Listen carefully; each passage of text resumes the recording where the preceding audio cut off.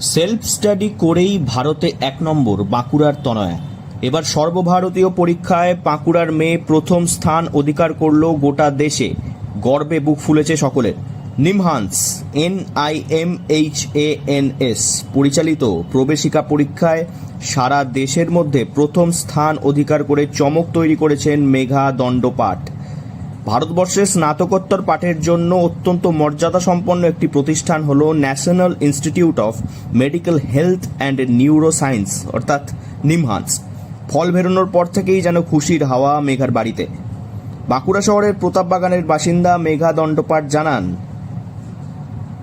দেখুন, আমাদের নার্সিংয়ে তো একটা এক্সপিরিয়েন্স লাগে, জব করতে হয়। আমি 1.5 বছর গৌরীদেবীতে জব করেছি এবং জব করতে করতে কিছুটা প্রিপারেশান নিয়েছি। তারপরে 2 মাস আমি পুরোপুরি ঘরে বসে পুরোপুরি সেলফ স্টাডি বলতে পারেন। 9-10 ঘন্টা তো এভরিডে করতেই হবে। এগুলো হচ্ছে MSc নার্সিং আমি যেটা দিয়েছি, এটা হচ্ছে national institute of mental health and neuro science Bangalore যেটা আছে, সেটা হচ্ছে মানে এশিয়ার অন্যতম হচ্ছে নিউরো সায়েন্সের ওপর এরা রিসার্চ করে। আর এছাড়াও আমি দিয়েছিলাম এইমস তো আপনারা সবাই জানেন, all India institute of medical science. সেক্ষেত্রেও সেদিকেও যেতে পারে, যেগুলো সর্বভারতীয় পরীক্ষা হয় তার মাধ্যমেই তারা এরকম জায়গায় যেতে পারে। ক্লাস 1 থেকে 8 পর্যন্ত সোনামুখীতে পড়াশোনা, তারপর ক্লাস 9-10 বাঁকুড়া গার্লস স্কুল থেকে করেন মেঘা। এরপর ক্লাস 11 এবং 12 বাঁকুড়া বঙ্গবিদ্যালয় থেকে করার পর BSc নার্সিং করতে কলকাতার SSKM PGতে যান তিনি। কিছুদিন গৌরীদেবী মেডিকেল কলেজে চাকরি করার পর চাকরি ছেড়ে শুরু করেন সর্বভারতীয় এন্ট্রান্স পরীক্ষার প্রস্তুতি। মেঘা বলেন, একটা কথাই বলবো যে অবশ্যই ফিনান্সিয়াল কন্ডিশনের ওপর অনেকেই জবটাকে ফার্স্টে বেছে নেয়, কিন্তু যদি কারোর মানে সুযোগ থাকে, অপরচুনিটি থাকে, ফিনান্সিয়াল কন্ডিশনও সাপোর্টিভ থাকে, সেক্ষেত্রে আমার মনে হয় হায়ার স্টাডিটা করা উচিত। আর হায়ার স্টাডি ছাড়া একটা দেশকে তো কখনোই প্রোগ্রেস করা যায় না, তাই না?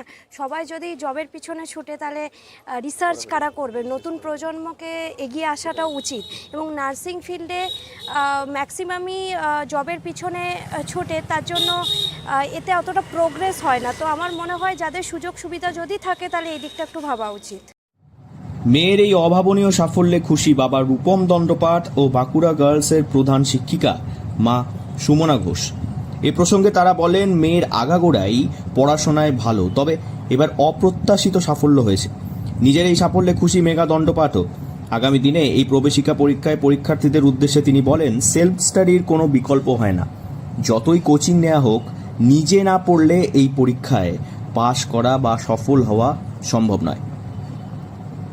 বাঁকুড়া থেকে নীলাঞ্জন ব্যানার্জির রিপোর্ট, লোকাল 18 বাংলা।